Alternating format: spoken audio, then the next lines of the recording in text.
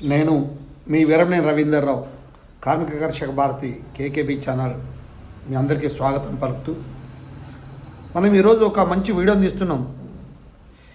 ఏదైతే రాజకీయం జరుగుతున్నటువంటి మార్పులు ఈ వరంగల్ జిల్లాలో ప్రధానంగా ఉన్నటువంటిది ఒక పాలకుర్తి నియోజకవర్గం. పాలకుర్తి నియోజకవర్గంలో గతంలో మాజీ మంత్రి దయాకర్ రావు గారు ప్రాతినిధ్యం వహిస్తున్నటువంటి ఆ నియోజకవర్గంలో ఇప్పుడు వేగంగా అక్కడ ఉన్నటువంటి రాజకీయాలు మార్పు జరుగుతున్నాయి.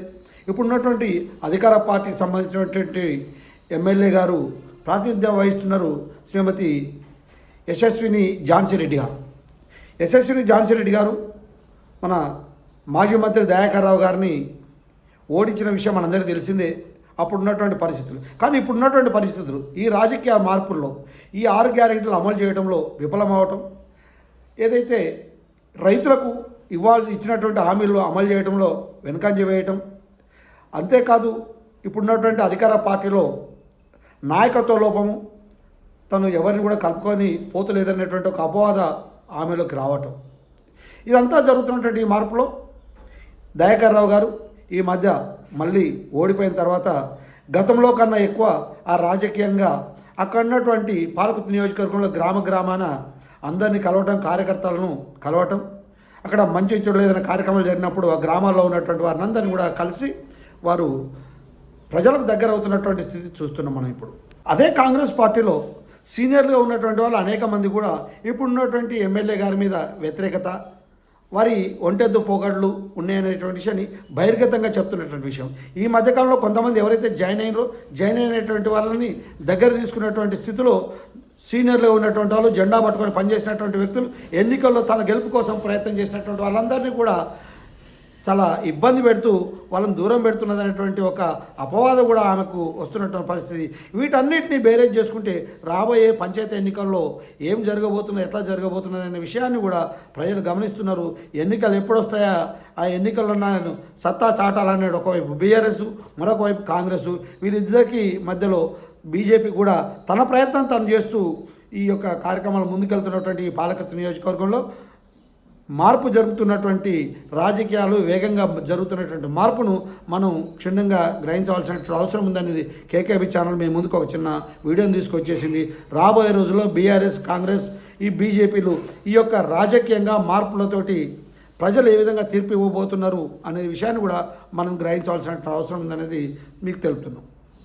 బీఆర్ఎస్ పార్టీలో మాజీ మంత్రి ఎర్రబెల్లి దయాకర్ రావు గారికి జునుగు అనిరెడ్డి గారు, మాజీ ఎంపీపీ గారు నమ్మకస్తుడిగా ఉంటూ ఆ యొక్క కొన్ని మండలాలకు తను బాగా పనిచేస్తూ దయాకర్ రావు గారికి వెన్నంటూ ఉన్నటువంటి పరిస్థితి.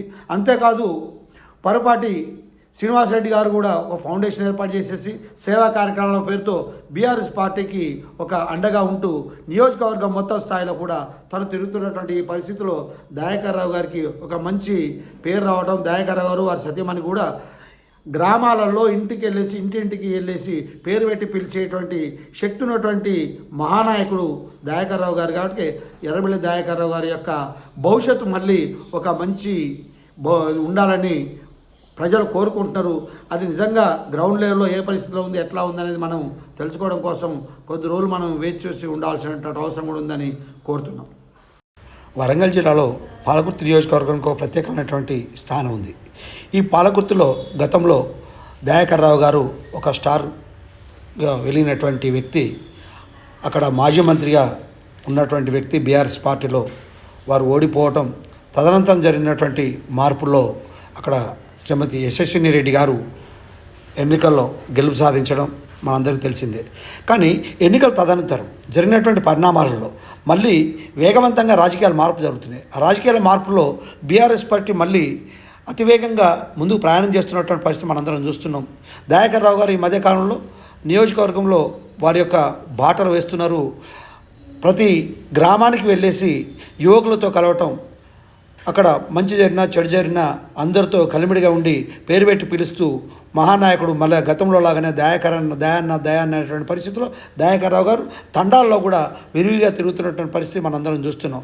ఈ పరిస్థితిలో ఈ రాజకీయంగా యశస్విని రెడ్డి గారు తన యొక్క చిన్న వయసులో ఎమ్మెల్యే కావటం సంతోషకరమైనటువంటి విషయమే. కానీ వారి యొక్క అనుభవం చాలా తక్కువ ఉండడం వల్ల పాలకృతిలో ఉన్నటువంటి ప్రజలకు దగ్గర అవ్వలేకపోవటం, సీనియర్ నాయకులతో కలిమిడిగా కలిసి పనిచేయలేకపోవటం తనకున్నటువంటి ఒక మైనస్ పాయింట్గా మనకు ప్రస్తుతం మన ముందు కనబడుతుంది. అంతేకాదు ఈ మధ్యకాలంలో కొంతమంది బీఆర్ఎస్ నుండి రాజీనామా చేసి కాంగ్రెస్లో చేరగానే వారిని దగ్గర తీయడంతో అక్కడ ఉన్నటువంటి కాంగ్రెస్ వారికి మింగుడు పడినటువంటి పరిస్థితి సీనియర్ నాయకులకు, జెండాలు మోసినటువంటి వాళ్ళకు.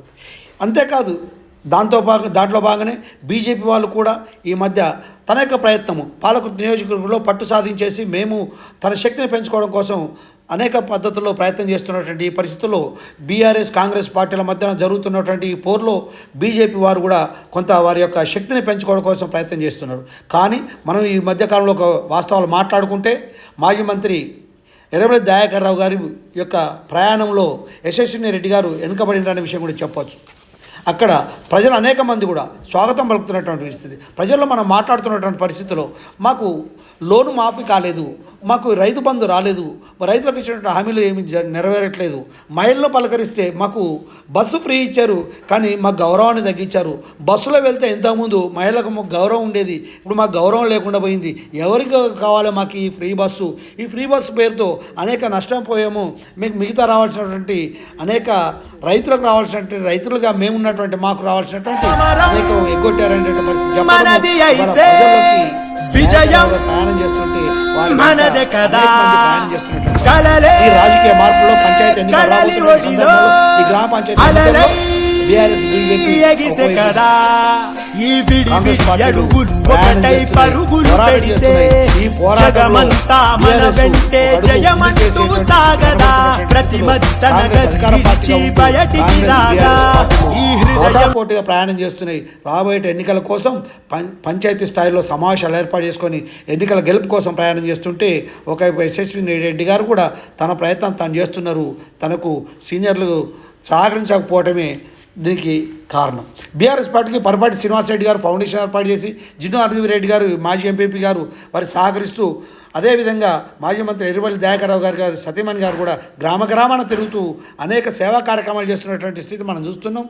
దానికి ధీటుగా ఎంత పని చేయాలనుకున్న యశస్విని రెడ్డి గారికి సహకారం దొరకకపోవడం. మీకు ఈ వీడియో నచ్చినట్లయితే సబ్స్క్రైబ్ చేసి షేర్ చేసి లైక్ చేయగలరు. మంచి ఇలాంటి అనేక వీడియోలు ఇవ్వడానికి మీరు సహకరిస్తారని కేకేబీ ఛానల్ను స్వాగతించాలని విజ్ఞప్తి చేస్తున్నాం.